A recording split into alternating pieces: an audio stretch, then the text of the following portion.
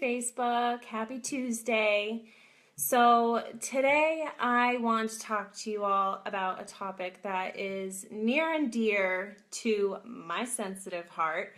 And for those of you who have been following my journey for quite some time now, you know that I have a lot of food and food chemical sensitivities, but beyond that, I am a label reader. And I am constantly reading the different ingredients on the backs of personal care products and household cleaning products, stuff like that, and making sure that I'm educated about what kinds of ingredients are in the products that I'm using on a day-to-day basis. And today I want to talk to you guys about essential oils. Particularly because when I made a post, I think it was last week, when my boyfriend and I were suffering from a man cold, I shared a little nugget about the witchcraft that I was using to cure myself of this man cold and him as well. And everybody was asking me all these different questions about okay, well, what are you using? What are your bebops? Because I have all these bebops. I've got all these little gizmos and gadgets that I use with my essential oils. And I just want to talk to you guys a little bit about how I use them in my home, and how I use them in place of, products that otherwise, people would be using, toxic solvents, or just be using a product that they buy off the store shelf without really thinking twice, oh, what's in this and how can this affect my health?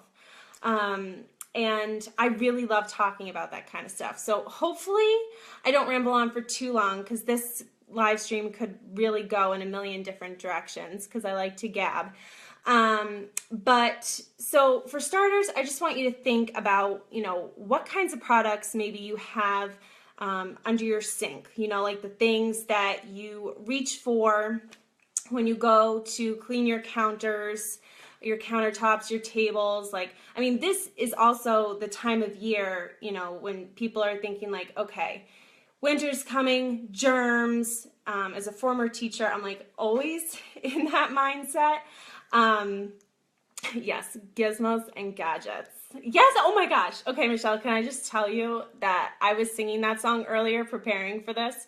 I got gizmos and gadgets aplenty. Okay, right? Yeah. So, anyway, where was I going with that? So easily distracted. So yeah. Right now, it's a time of year when people are okay, you're cleaning everything like wild. If you're fierce like I am, I get home from the grocery store and I Clorox or disinfect my phone, right? And then I go over it again, literally mental about germs. So, but anyway, one thing I want you guys to think about, the ingredients that are in your household cleaning products or your personal care products. Little knowledge bomb that I want to drop on you guys. When I was really into blogging, during my sensitive chapter of my life, when I was really, really tuned into all of my food and food chemical sensitivities, I was also a part-time house cleaner for my grandmother. And I was reading my blog post that I wrote one afternoon after cleaning my grandmother's house, because I had done a little, hey Nicole, I had done a little research on some of the ingredients that were in these products that my grandmother was insisting that I use. And so they were petroleum distillates that were in these household products, and they're in a lot of products. They're not just in, your sparkling orange spray or, stuff like that. It's also in hair conditioner, it's in sunblock, it's in nail polish, it's in lip gloss, it's in gasoline, it's in furniture polish, it's in a lot of stuff. And petroleum distillates, they're volatile organic compounds, and they're petrochemicals or hydrocarbons that are actually extracted during by the distillation process of the refining of crude oil. And I guess so. Research shows that being exposed to petroleum distillates over long periods of time actually increase a person's risk of developing something called undifferentiated connective tissue disease. And it's an inflammatory autoimmune disease that can include, all kinds of symptoms from or lead to tissue diseases like lupus or Sjogren's syndrome, rheumatoid arthritis, fibromyalgia. These are names of autoimmune diseases that we hear pretty often. I mean, my mom, for example, has rheumatoid arthritis and Sjogren's syndrome. So, just something to be aware of. I personally have stopped using those kinds of cleaning solvents and stuff. I like to use essential oils. And I mean, I have so many oils, they're literally scattered all over my house, but I have a little bebop here. This is just some of my collection, okay? All my different oils. And I have gizmos and gadgets, right? Like I was saying. So I have, well, this is one that I haven't used yet because obviously I haven't cut this down. But you can get these like spray bottles on Amazon. And you just you add, let's say 4 or 5 drops of lemon essential oil. And you add water and you use that to clean your countertops. Lemon is a really strong disinfectant, and it really helps with air purification. It helps with washing produce even. Like for a while I was buying like veggie spray, and then I thought to myself, there's probably like a shitload of stuff in this that I don't really want on my produce anyway, right? So either, spray your produce with it, or one thing I've done before is I've just because I love grapes, for example, I'll fill up a glass bowl with water and add a few drops of lemon essential oil. And the lemon just attacks all of the chemicals and toxins that are existing on the produce, the pesticides, all that crap. One thing that I definitely want to mention to you guys is you absolutely do not ever want to put essential oils in a plastic container, because it will actually eat through the plastic. That's the job of the essential oils. Talk about how powerful they are, right? They eat through the petrochemicals of the plastic, and the plastic dissolves. You're like, how did you learn this, Meg? Well, so the first time I gave this whole essential oil thing a go, I had a red Solo cup, and I filled it up with water, and I put lemon essential oil in it because it's really good for your digestive system. Really great for kidney stones, which is something that I've always struggled with. And the inside of my cup, which is white, the inside of a Solo cup, started to turn pink. And my water started to taste like chemicals. And I reached out to the person that I bought these oils from. She was like, oh my gosh, you never want to put essential oils in plastic because it literally eats through the plastic and the petrochemicals. That's how potent these things are, right? So that when you're spraying essential oils on something to get the job done, to clean something up, to wipe away the germs, to disinfect, they mean business, okay? So lemon is a really great one, great for cleaning, produce, for cleaning countertops, tabletops, etc.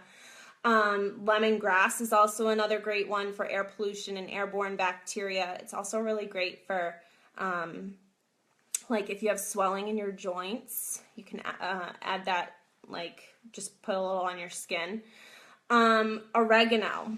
So that's one that I turn to whenever I'm sick. It's a wicked powerful antibiotic. It's actually been known to inhibit MRSA. Like how wild is that? Like MRSA, and it's been found to kill antibiotic resistant strains of staph and E. coli and other intestinal parasites. Helps with pneumonia, whooping cough. So for me, what I like to do whenever I have a cold, like I've cured strep throat with oregano before, I have these little veggie caps that I just keep in my cabinet. And what I do is, see, they're empty. They're just clear little capsules. And I just drop like, maybe 5 drops of oregano oil into the capsule. And I usually mix it with an immune defense blend that I have called On Guard.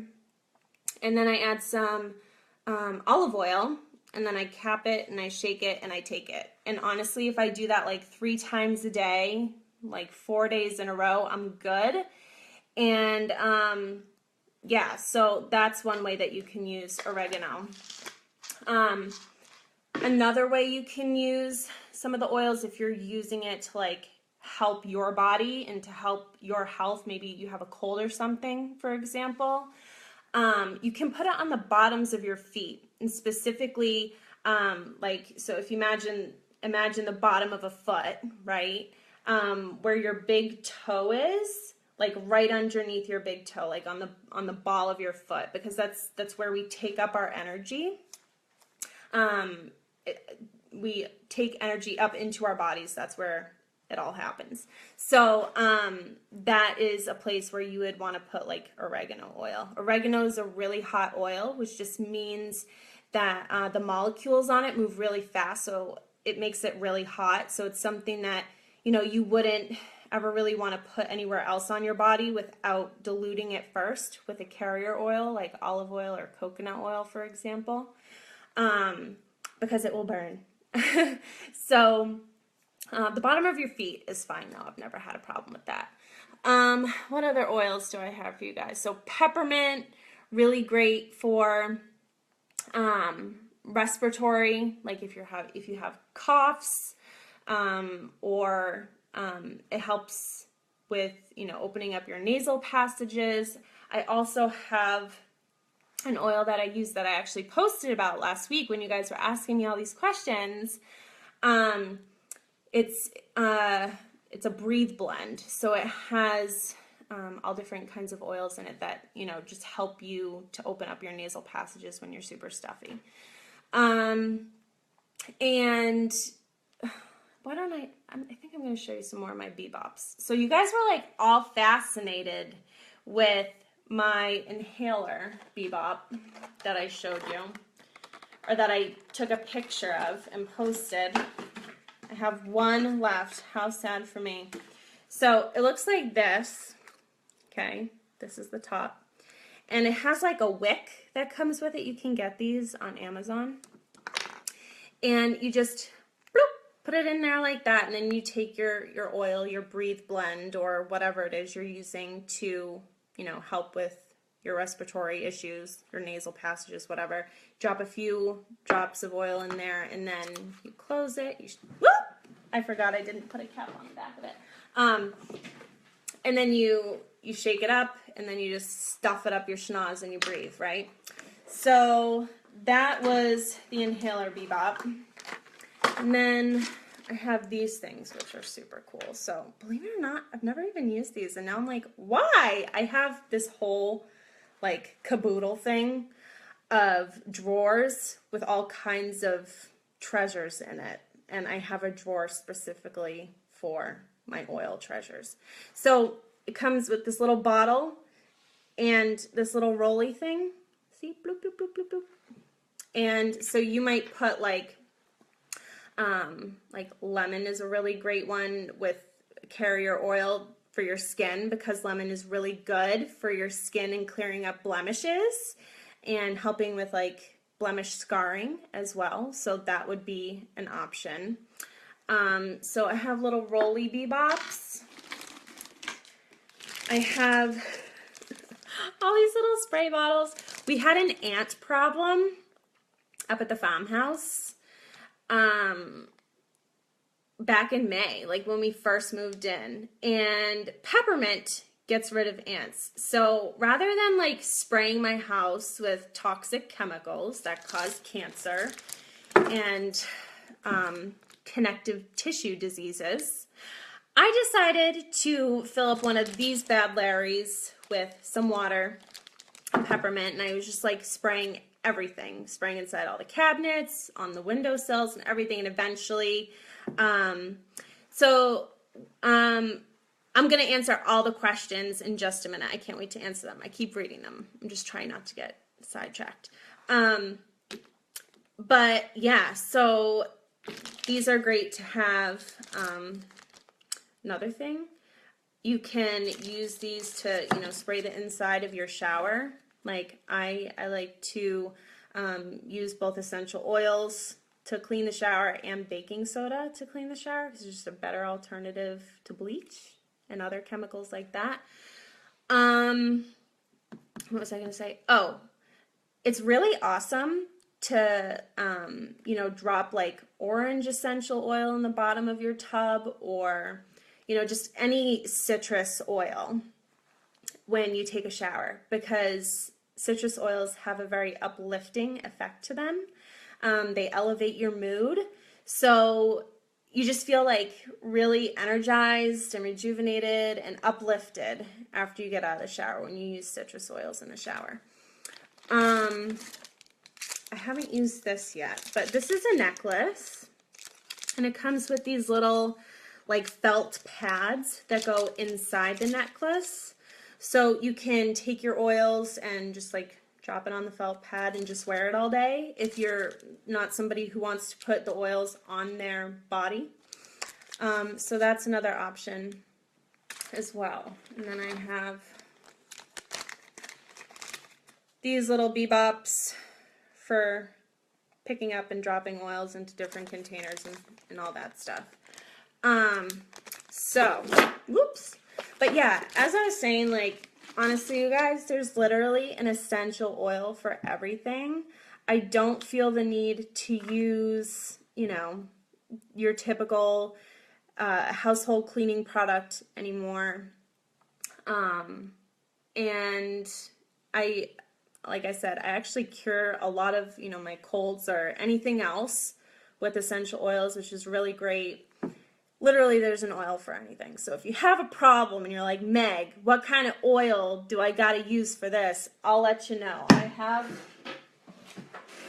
what I like to call the Bible of essential oils. It's like literally, this book is everything. It tells me what oil I need for what problem I have, and I just love using this thing. So come to me with your problems and I give you oil answer. Anyway, I'll answer your questions now. Let's see.